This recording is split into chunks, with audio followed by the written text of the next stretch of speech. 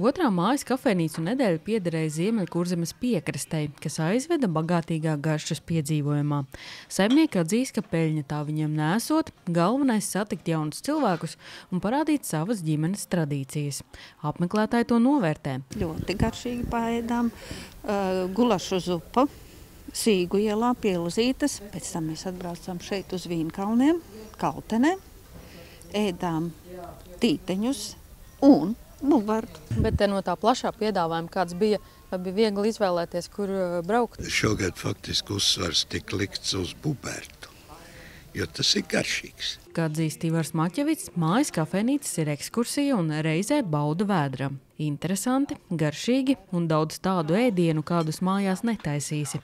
Tāpēc šo iespēju izmanto ne tikai vietējie, bet arī tālāki viesi. Mums šodien bija ļoti interesants gadījums. Mēs pirms pusotru mēnešu bijām Kalncienu tirdziņā Tāls novada dienās, un mums tieši atbrauca viens pāris tirdziņā uz vietu. Viņi nogaršoja mūsu ēdienu Reņģes Laiviņā, un tieši dēļ tā viņi atbrauca pie mums uz Kaltenu, un principā viņi nogaršoja visu no ēdienu kartes. Viņi bija speciāli braukuši pie mums, pēc mūsu reklāmas, jā. Es pateikšu, ka man jau patīk, ja cilvēkiem prieks. Tas un ienāk virtuvē, pasaka paldies, forši. Arī citviet var manīt, ka apmeklētāji no mājas saimniekiem atvedās laimīgi, arī Rudes Vētrās.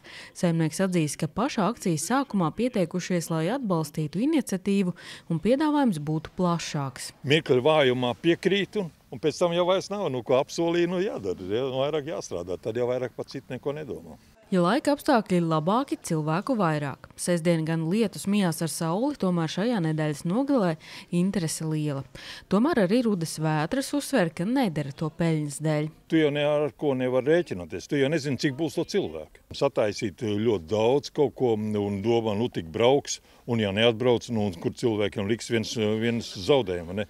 Mēs uz to dzīvi skatāmies savādāk. Mums tas nekāda roba budžetā neesitīs, ja mums viss sataisītais arī netiks apēsts. Mājas kafejnīcās varēja novērot, ka piedāvājums ir tik plašs un garšīgs, ka grūtāk apmeklētājiem gāja ar brīvas vietas atrašanu vēdros.